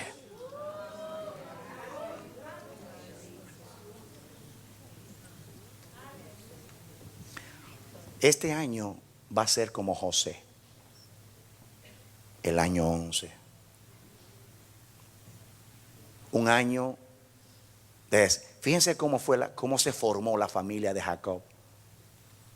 En medio de intrigas, problemas, desintegración, cosas terribles pasaron ahí. José viene siendo como el año 11. Esta es la parte consoladora de este mensaje. El hijo del propósito nace en el año 11. Y Dios dice en el año 11, como el año 11 habla de lo incompleto. Cuando los hermanos hablaron con José y José le preguntó, ¿quiénes son ustedes? Estoy parafraseando. Uno de ellos respondió, nosotros somos 12 hermanos de un mismo padre. Aquí estamos los 10. El menor está con su padre y el otro no parece. Refiriéndose a José. No parece. En otra palabra, con José se cortó, se desintegró el gobierno. Aunque era el 11, cuando él desaparece, se desintegra el gobierno. Fíjense qué tremendo símbolo tiene José. Es el 11. Y al ausentarse, quedan 11. Él es el que determina todo. Nace el 11 y al desaparecer él, quedan 11. Pero cuando él nace, Dios hace que le pongan José y la madre tiene fe y dice, le voy a poner José para que Jehová siga añadiendo.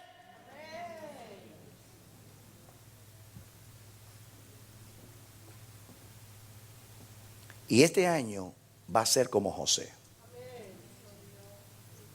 José es el año 11 donde Jehová va a añadir. Este es un año de añadidura. Porque fíjense, José desaparece y deja el gobierno incompleto. Aparece José. Cuando aparece José, se completa el gobierno de los 12. Pero escuchen ustedes. Escuchen algo interesante que les voy a decir a ustedes. Esto los va a asombrar a ustedes. Esta es la parte paradójica y final y de conclusión de este mensaje. Yo les dije a ustedes que el número 11 representa desorden, desorganización, imperfección, desintegración. ¿Correcto? Escuchen. Escuchen ahora lo que significa la palabra 11. No estoy hablando del número 11. La palabra 11 en hebreo. ¿Pueden distinguir entre el número 11 y la palabra 11? Son dos cosas distintas. Yo les he hablado ahora del número 11. Ahora, la palabra 11 en hebreo, miren lo que significa. La palabra 11 en hebreo es el término echad o echad. Y procede de un vocablo adhat, que significa unificar, ordenar. Por eso se traduce unido y unir. Y a la vez significa cortar.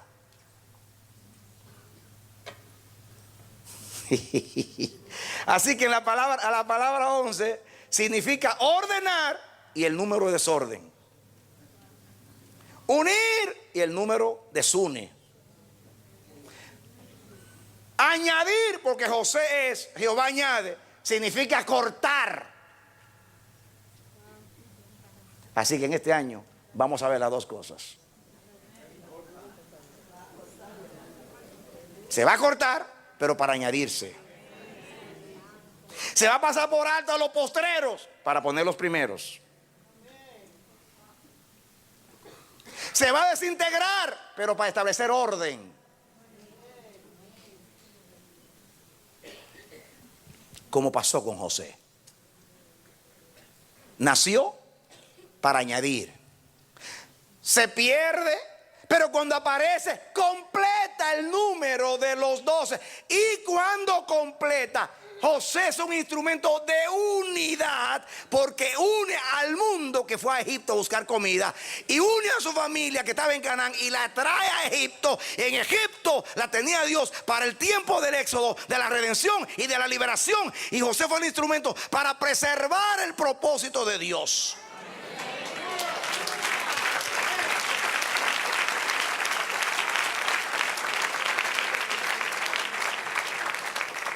Amén. Así que mis hermanos, yo tengo aquí, esto es un año paradójico. ¿Saben lo que es paradoja? Una figura de lenguaje que consiste en dos cosas aparentemente contradictorias, pero que llegan a conciliarse. Yo tengo aquí en mis notas, número 1.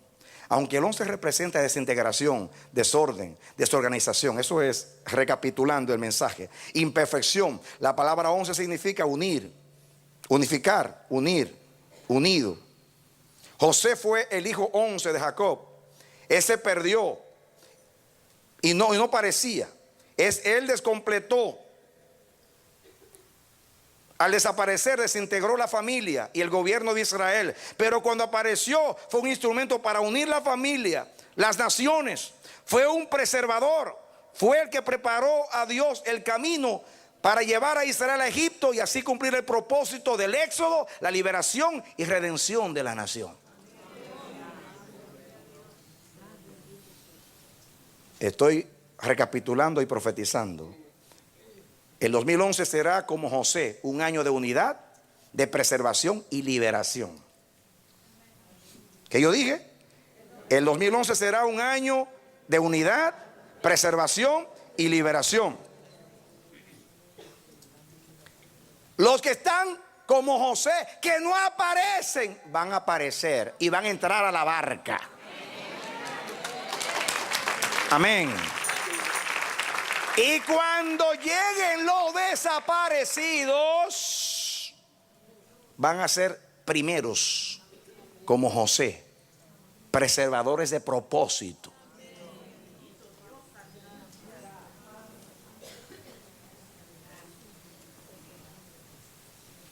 Repito, el año 2011 será como José, un año de unidad, preservación y liberación.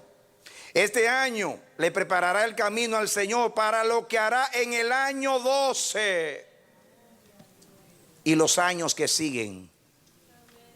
José significa Jehová añade, y Dios este año va a añadir.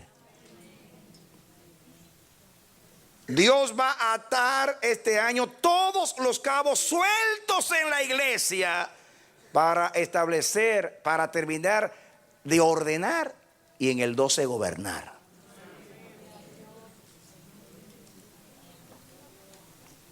Y que tenga oído, oiga lo que el Espíritu dice a la iglesia.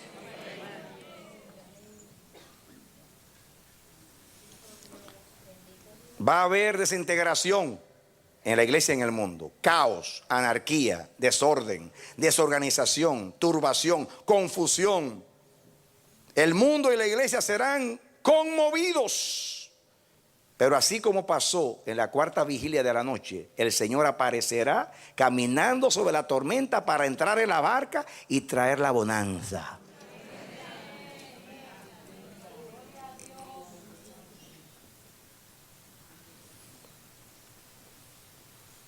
¿Cuál es el llamado de Dios para este año? El llamado de Dios para este año es Isaías capítulo 40. Dios quiere manifestar su gloria en las naciones.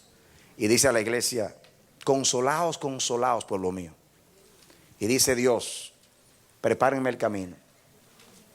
Que lo alto se baje, que lo bajo se suba, que lo torcido se enderece, que lo sucio se limpie, que lo desorganizado se organice. Y yo manifestaré mi gloria y toda carne la verá, dijo el Señor. Amén. Amén. Amén. Amén. Amén. Y yo quiero terminar leyendo a Isaías capítulo 57. Este pasaje Dios me lo mandó a través de una sierva. Y cuando estaba orando al Señor en estos 2 días que estaba preparando este mensaje, el Señor me trajo este pasaje, me dio este pasaje profético.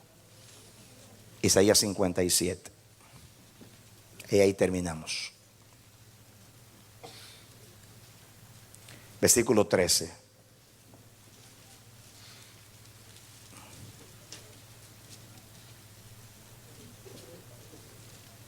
Del 14, perdón, comencemos con el 14. Y dirá: allanad, allanad, barred el camino, quitad los tropiezos del camino de mi pueblo. ¿Lo tienen? Isaías 57, 14. El llamado de Dios es Isaías 40, que le preparemos el camino para él poder hacer lo que va a hacer. Como hizo José. José le preparó el camino al Señor para salvar al mundo en Egipto y para cumplirle el propósito con su pueblo. Eso es lo que Dios pide de nosotros. Allanad, allanad, barred el camino. Cuando se barre, ¿qué es lo que se quita? La basura, que es lo que Dios está haciendo con nosotros estos años. Y dirá: allanad, allanad, barred el camino, quitad los tropiezos del camino de mi pueblo. Porque así dijo el alto y sublime, el que habita en la eternidad, cuyo nombre es el Santo. Yo habito en la altura y en la santidad, y con el quebrantado y humilde de espíritu, para hacer vivir el espíritu de los humildes y para edificar el corazón de los quebrantados. Dios pide humildad y quebrantamiento este año, mientras preparamos el camino para lo que sigue. Y escuchen ahora la promesa: porque no contenderé para siempre, ni para siempre me enojaré. Yo he estado en juicio con la iglesia en estos años. Y dice, porque no contenderé para siempre, ni para siempre me enojaré, pues decaería ante mí el espíritu y las almas que yo he creado. Si Dios sigue enojado, hay de todos nosotros. Pero Dios es tardo para la ira, y cuando se enoja, puede estar enojado en la noche, pero por la mañana la misericordia se renueva y se le ve el enojo. Y él dice, yo no me puedo enojar para siempre porque acabaría con mi pueblo. Dice el 17, por la iniquidad de su codicia me enojé y te herí. Escucha, amanecer de la esperanza. Por la iniquidad de tu codicia me enojé y le herí. Escondí mi rostro y me indigné. Y él siguió rebelde por el camino de su corazón. Aplicándolo a nosotros, en el 9 nos juzgó, en el 10 siguió la dureza de corazón,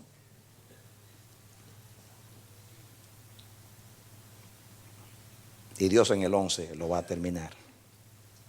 Va a terminar con la rebelión de esta casa y de la iglesia en las naciones. Y dice el 18, he visto, escuchen, sus caminos, pero te sanaré. Ahí está la promesa para ti. He visto tu camino y te sanaré. Dios promete sanar este año. Aquellos que se dejan sanar. Te sanaré. ¿Cuál es la promesa? He visto tus caminos. Sé que no son buenos. Sé que son caminos de enfermedad. Pero te sanaré y te pastorearé. Y le daré consuelo a él y a sus enlutados. Qué tremendo es nuestro Dios. Él se enoja y luego nos habla de esa manera. Yo conozco tus caminos, que no son buenos, pero te voy a sanar. Voy a enderezar tus caminos torcidos y te voy a consolar. Y te voy a quitar el luto, dice el Señor.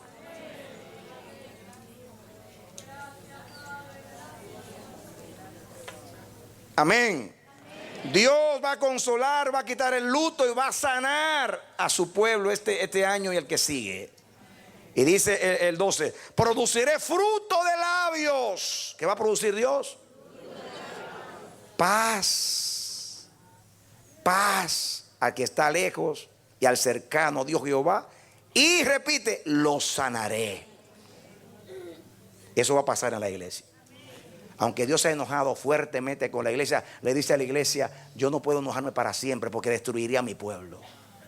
Termina mi enojo, conozco tus caminos, te voy a sanar, voy a quitar los tropiezos de tu camino, te voy a dar paz, mucha paz. Habrá paz dentro de tus muros, dice el Señor. Pero escuchen ahora lo que va a pasar en el mundo. Esto es con la iglesia se enoja. El juicio comienza con la casa de Dios y ha comenzado el juicio con la casa de Dios, y Dios ha juzgado a su pueblo y continuará este año juzgando a su pueblo. Pero antes que termine el año, Dios va a sanar, porque en el año 12 ya va a tener una obra terminada para Él hacer una obra de gobierno, y va a usar la iglesia para cumplir el Salmo 110.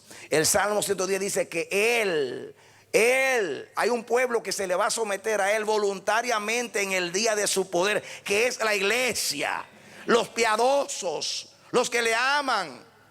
Pero dice que a los que no se someten, los va a someter con la vara de hierro de su poder.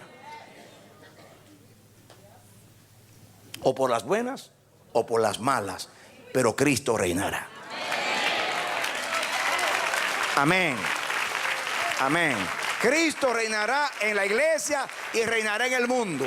Hay una iglesia, hay un pueblo que se le va a someter voluntariamente. Un pueblo que no tiene un corazón rebelde ni duro. Un pueblo que ama la palabra, estima la palabra, tiembla frente a la palabra.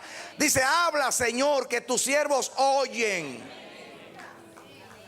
Que no tiene la palabra como discursos hermosos, sino como consejo divino, como sana palabra para sanar el alma, vivificar el espíritu y andar en la voluntad perfecta del Señor. Eso va a pasar con la iglesia. En el mundo va a pasar lo que dice el 21 y 22. Pero los impíos son como el mar en tempestad, que no puede estarse quieto. y sus aguas arrojan cieno y lodo. Eso ha pasado en el mundo y va a pasar ahora. La iglesia va a lavar. Miren cuál es la diferencia. La iglesia en la barca va a ser sacudida, pero Cristo va a venir, va a entrar a la barca y va a poner paz. Como dice, paz, paz. Pero el mundo va a ser como las olas del mar, que nunca están quietas. Y eso es lo que viene para el mundo. Déjame decirte que lo que yo veo proféticamente. Miren, hermanos, yo quisiera leerles a ustedes. En el año 97, cuando yo viví los 120 días de crisis, Dios me hizo escribir. Hace 2 o 3 semanas me hizo buscar la profecía. Y yo anuncio cosas que iban a pasar en el mundo. Y una de las cosas que yo anuncio, se la voy a leer un día de esto, era lo que iba a pasar en México. Yo dije, en cuanto a México, se volverá un país ingobernable. Va a haber mucha violencia, muchas muertes. Y Dios va a juzgar a México por la idolatría y cosas tremendas. Yo se lo voy a leer. Está intacto allí porque Dios me hizo ir a mirarlo, porque estaba bajo una unción profética. Dijo que iba a haber cambio en el Vaticano y el Papa murió. Y un montón de cosas que están ahí escritas, que yo lo leí y me asombré. Pero me asombré más porque vi el cumplimiento en México.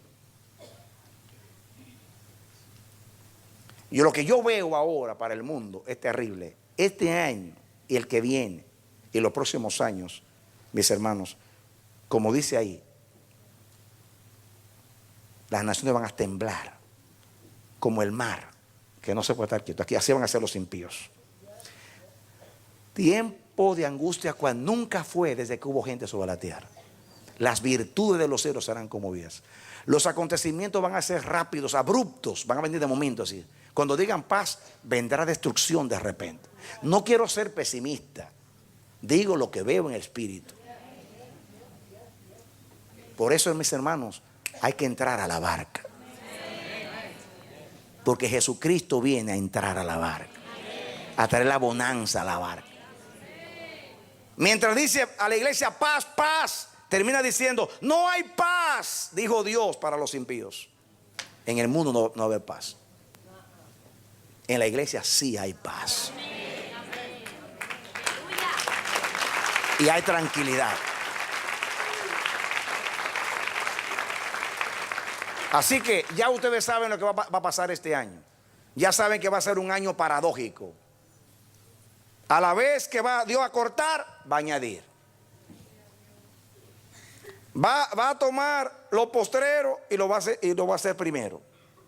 Lo primero va a ser postrero. Va a girar las cosas.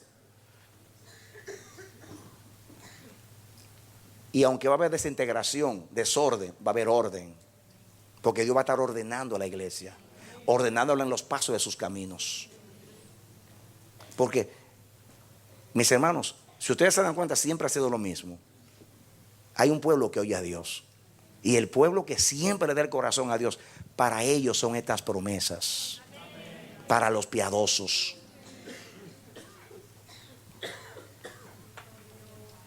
Él está depurando, pero para sanarnos.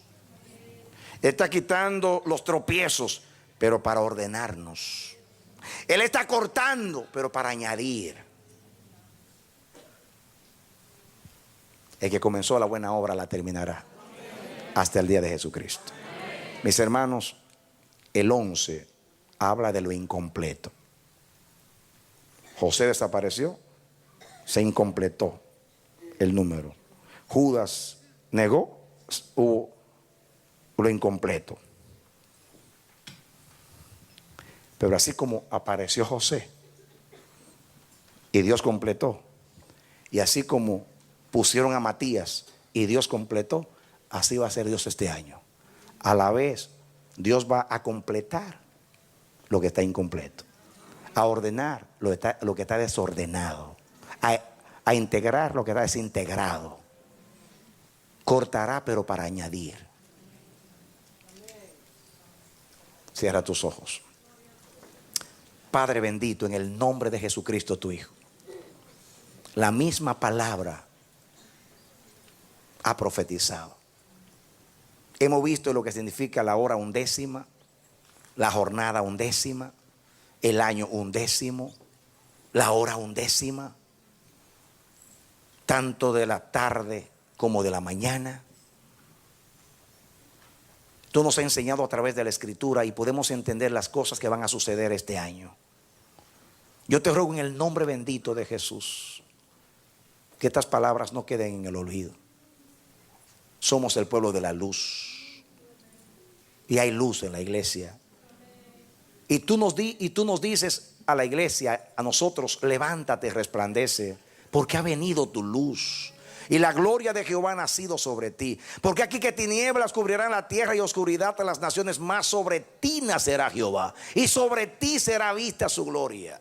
Jehová Dios mío, ayúdanos ahora en la hora 11 a levantarnos. Para velar, para no entrar en tentación. Ayúdanos a allanar el camino, a quitar el tropiezo, a enderezar los caminos torcidos, a bajar lo que está elevado, altivo, y a subir lo que está apocado, a limpiar lo que está sucio, a preparar el camino tuyo para que se manifieste la gloria. Ayúdanos a correr a la barca, a entrar con Jesús a la barca. Ayúdanos, Señor, a aferrarnos a Jesús en el momento del sacudimiento. Cuídanos en este año, presérvanos en este año en el nombre de Jesús. Jehová Dios santísimo, trae un despertamiento en la iglesia. Despierta, despierta, despierta. Despierta la iglesia, Señor. Despierta al gigante dormido. Despierta la iglesia. Toca la trompeta en los oídos, Señor, para que tu iglesia despierte y se levante. Danos el espíritu de José. En el nombre de Jesús, ayúdanos a preservar pueblos y naciones. Ayúdanos a ser un instrumento para completar, para añadir, para unir, para bendecir. Por amor a tu nombre, Señor. José es lo que representa este año para nosotros. El hijo 11, pero que después se convierte en el 12 porque desaparece. Este año va a desaparecer. Y luego va a aparecer el 12. Y tú vas a completar, Dios mío. Tú estás haciendo una obra extraña en nosotros aquí en el amanecer de la esperanza. Tú estás limpiando, Dios mío. Ayúdanos a no concentrarnos en los hermanos caídos, sino en lo que tú nos quieres enseñar. Humillarnos todos. Humillarnos todos delante de Dios. Humillarnos todos delante de ti, Jehová Dios. Porque tú hiciste esta obra extraña para traer quebrantamiento en nosotros, para aumentar el temor. Porque tú nos quieres hacernos daño, tú quieres hacernos bien. Los pensamientos tuyos para nosotros son pensamientos de bien y no de mal. Aquí estamos, Dios, nos exponemos a ti, a tu voluntad. Mira tu obra en medio de las naciones. Oro por tu iglesia en todas las naciones. Oro por los ministros tuyos para que sean llamas de fuego. Guarda este año a la iglesia de escándalos. Guarda a los ministros de codicia y de avaricia. Guarda a los ministros de caída. Preserva a tus ministros este año, Dios. Ten misericordia de tus ministros. Que sean llamas de fuego. Levántate a favor de la iglesia. Añade a los que han de ser salvos. Afirma los corazones de todos. Cuida y preserva nuestra juventud. Preserva nuestro linaje. Ten misericordia de nuestros niños. Toca trompeta y convócanos. Trae la unidad. Que sea un año de unidad. Oh Dios. Ay, sea un año que una. Que una, Dios. Que sea un año que complete. Que sea un año que añada. Para que en el año 2 estemos completos en ti. Y estemos listos, porque vienen acontecimientos desastrosos para la humanidad este año y el siguiente. Y tú nos estás llamando, Dios. Nos acordaremos de este mensaje en los posteros días de este año y en el otro año. Tú lo traerás a la memoria para saber que estas palabras son fieles y verdaderas, porque tu misma palabra ha hablado. Yo no me he puesto aquí a inventar mensajes. La palabra está dando el mensaje. El espíritu de la palabra, la enseñanza de la palabra aplicada a Jehová Dios mío, el momento profético de esta cuarta vigilia. Jehová Dios mío, pronto vendrá el Señor. El espíritu y la esposa dicen: ven. Envía a Jesús desde el cielo. Envíalo porque estamos en la hora 11. Envíalo. Estamos en la hora 11. Pronto vendrá la hora 12. El reloj dará la 12. Y cuando llegue la las 12, que va a ser las 6 de la mañana. Vendrá la mañana gloriosa de la resurrección. Vendrá la mañana. Cristo va a iluminar la tierra esa mañana.